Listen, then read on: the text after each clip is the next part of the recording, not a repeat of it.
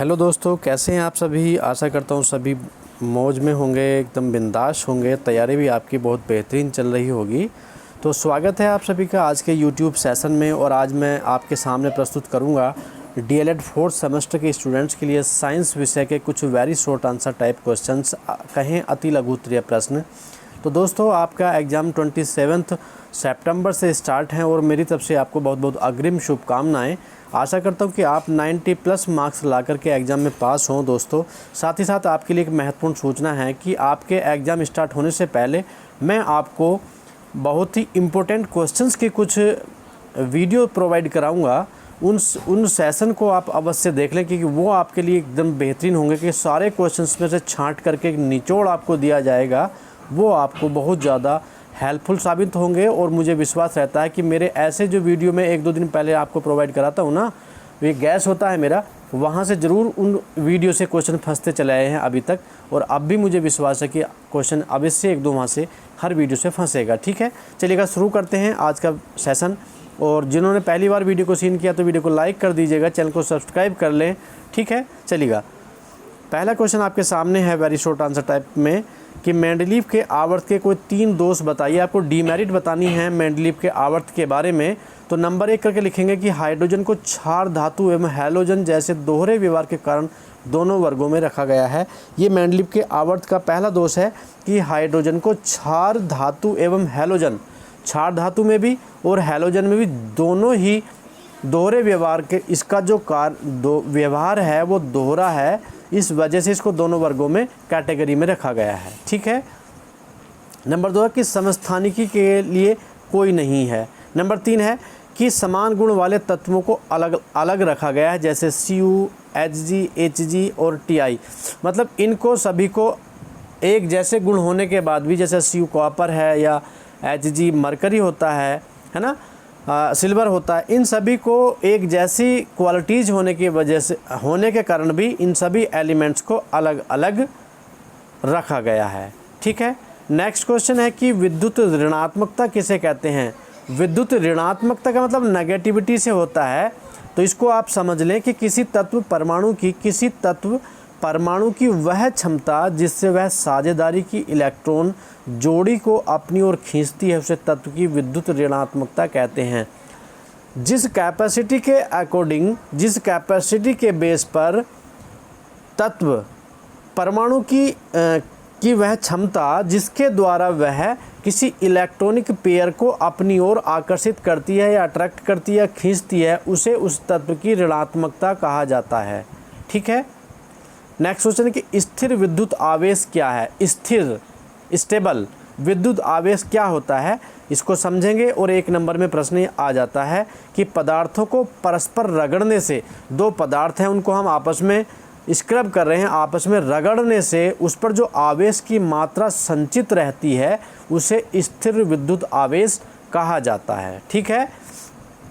आप इसको समझ रहे होंगे कि जब हम किसी 2 पदार्थों को एक साथ रगड़ते हैं, वहाँ पर जो विद्युत आवेश संचित रहता है, इकट्ठा रहता है ना, उसी को विद्युत आवेश कहा जाता है। अब नेक्स्ट क्वेश्चन देख लें। देखिए, आवेश कितने प्रकार के होते हैं, हमें ये भी पता होना चाहिए कि आवेश कितने प्रकार के होते हैं। तो 1 नंबर में प्रश्न आता है, यहाँ पर दिया हुआ है फ्रैंकलिन के अनुसार आवेश कितने प्रकार के बताए गए हैं। 2 टाइप्स के बताए गए हैं। नंबर 1 धनात्मक आवेश और नंबर 2 ऋणात्मक आवेश। ठीक है। एक तो धनात्मक प्लस वाला होगा और माइनस वाले को कहते हैं ऋणात्मक। इस प्रकार से 2 प्रकार के आवेश बताए गए हैं फ्रैंकलिन के अनुसार। मुझे विश्वास है कि आप इन प्रश्नों को भली भांति समझ रहे होंगे दोस्तों।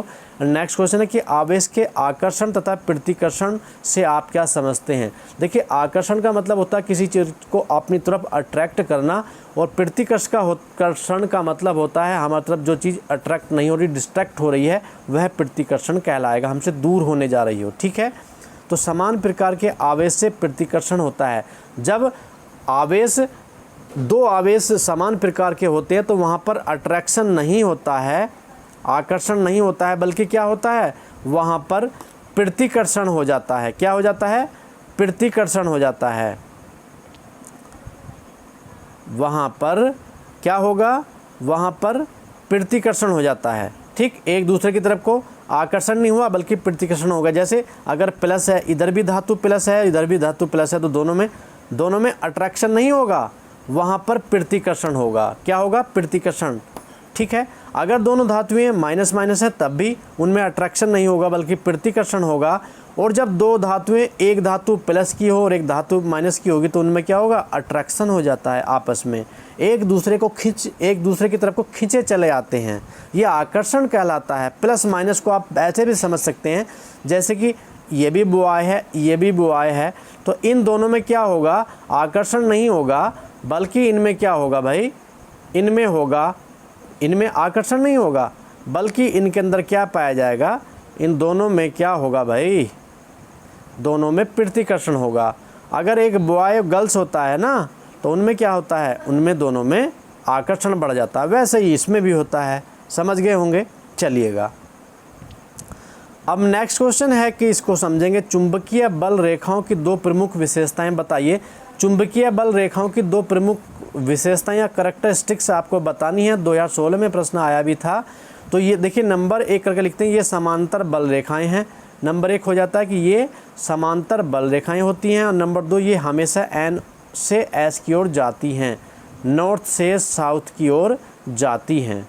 ठीक है, ये इसकी दो विशेषताएं हैं। अब आगे क्वेश्चन देख लेते हैं कि 1 एम्पियर से क्या तात्पर्य है। आपको यहाँ पर बताना है कि 1 एम्पियर से क्या आशय है, उसके बारे में लिखना है। ये प्रश्न भी इम्पोर्टेंट है क्योंकि सन 2016 में ये प्रश्न आ चुका है। देखिए, 1 सेकंड में प्रवाहित विद्युत आवेश की मात्रा को 1 एम्पियर कहते हैं। बहुत ही सिंपल लैंग्वेज में समझाया गया कि 1 सेकंड में जितनी भी विद्युत आवेश की मात्रा प्रवाहित होती है, उस प्रवाहित मात्रा को 1 एम्पियर कहा जाता है। क्या बोलते हैं उसको?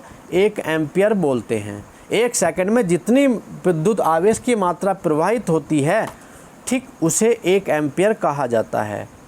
अब नेक्स्ट क्वेश्चन है कि सर्वाहारी जंतु किसे कहते हैं। यह प्रश्न भी आपका सन 2016 में आया था। सर्वाहारी के मतलब सभी का आहार करने वाला सर्वाहारी कहलाता है। जो मांसाहारी व शाकाहारी दोनों प्रकार का भोजन कर लेते हैं, उन्हें सर्वाहारी कहा जाता है। हम इसके सर्वाहारी शब्द का जब अर्थ निकालते हैं ना, संधि विच्छेद करते हैं, सर्वधन आहारी हो जा रहा ना, सर्वधन आहारी अर्थात सभी का आहार करने वाला, जो मांस का भी आहार करता हो, शाकाहारी सब्जियों का भी, फल सब्जियों का भी करता हो, वह सर्वाहारी कहलाता है। तो उन्हें सर्वाहारी जंतु कहा जाता है। ठीक है। अब नेक्स्ट क्वेश्चन है, ये भी सन 2016 में आया था कि अयस्क के सांद्रण के दौरान गुरुत्वीय पृथक्करण विधि द्वारा किस प्रकार की अशुद्धियों को दूर करते हैं। हम अयस्क के सांद्रण के दौरान गुरुत्वीय पृथक्करण विधि के द्वारा किस प्रकार की अशुद्धियों को दूर किया जाता है। तो इस प्रश्न का उत्तर आप इस प्रकार से लिखेंगे कि जिनका घनत्व उनकी अशुद्धियों से ज़्यादा होता है, उनकी अशुद्धियों को शुद्ध किया जाता है, दूर किया जाता है। ठीक है। Next question and last question इस सेशन का, और ये सन 2016 में प्रश्न आया था कि एड्स का पूरा नाम लिखिए।